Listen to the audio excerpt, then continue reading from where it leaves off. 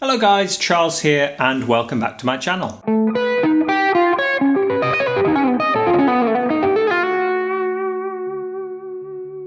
Now the sound world you just heard there is most commonly used to introduce the fairy in the pantomime. It's also probably most famously used in jazz as the intro for Take the A Train, and it is the wholetone scale.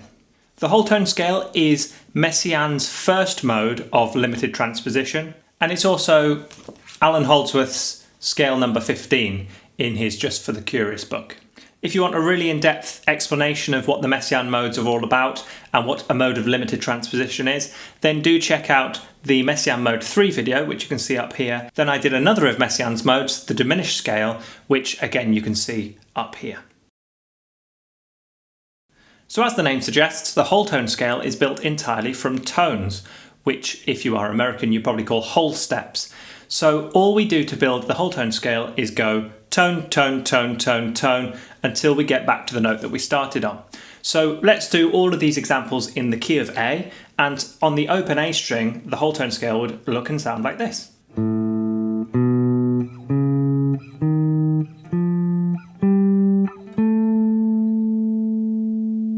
So by building tones, we are just adding 2 frets each time on the guitar.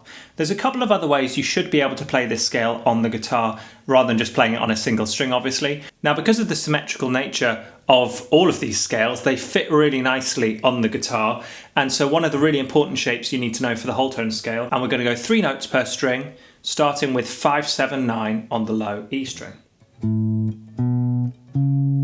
So that's A, B, C sharp. Then all we do is go down a string and up a fret. So I'm now on string 5, starting on fret 6. Exactly the same shape.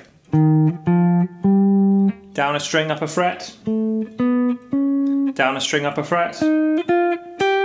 Down a string, up 2 frets because the B string is tuned differently. Down a string, up 1 fret. So the whole thing looks like this. And then you could put a little slide at the end to finish on the top A. Finally, you need to be able to play this in position as well. So 2 ways of doing that. It's groups of 3 notes per string, then 2 notes per string, alternating. So starting with 3 notes per string again, it would look like this.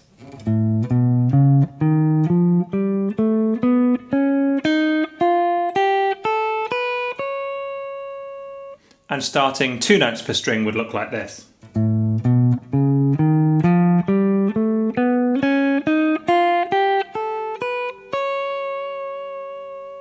So make sure you can play all of those different versions, learn it on 1 string first so you can really see the structure of the scale, then learn it in the 3 notes per string shape, and then finally learn to play it in the vertical position that keeps you in place.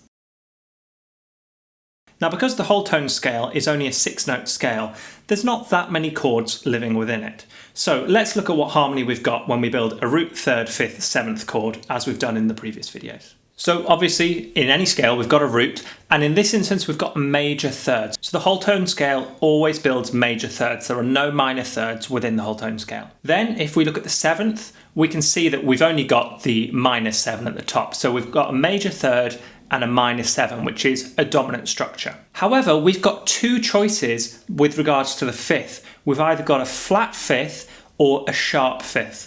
Now, you could, if you want, think of it as a sharp 11 and a flat 13, but really the way I think of the wholetone scale, it's either a flat 5th or a sharp 5th.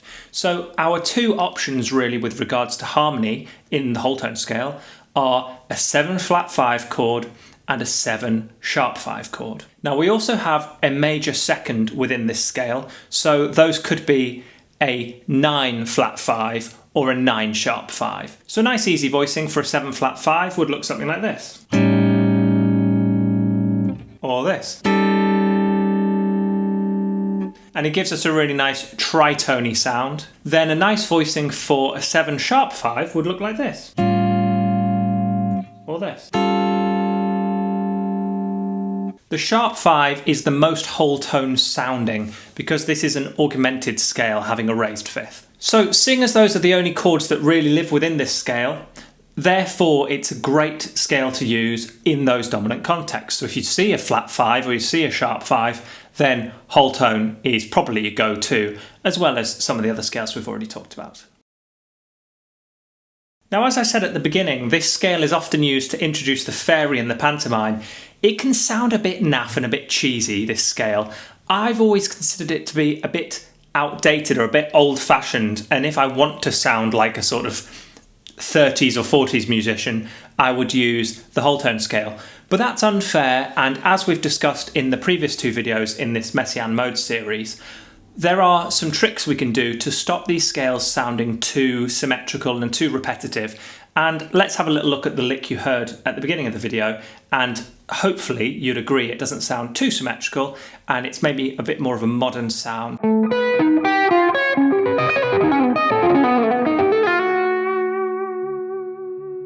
So let's look at how I tried to avoid that cheesy sound.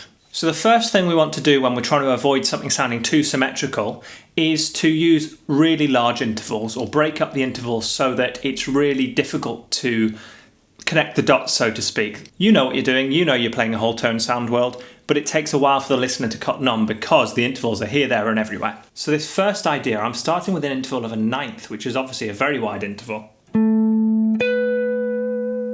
Then I'm going down a minor sixth, then up a major third, down a tone, up an augmented fifth.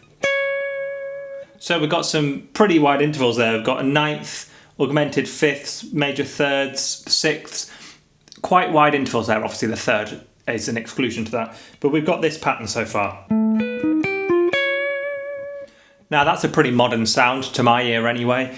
I'm not immediately thinking, oh, that's just the Wholetone scale. You know, it's quite a way away from, even though it's just using that position. The next trick is to find a voicing within your scale that you think sounds a bit more modern. So in this instance, I'm using the 7♯5, but I'm putting the 7 at the bottom of the chord, which is a way to make the chord sound a little bit more modern. So here we've got this shape, 16, 17, 16, 16. And I'm arpeggiating it. Again, it keeps those intervals quite wide, but I am just really outlining the 7♯5 arpeggio there. Next, we can use tuplets. So in this instance, I'm using quintuplets, which, as you know by now, I count as one epotamus, and I'm descending through this symmetrical shape.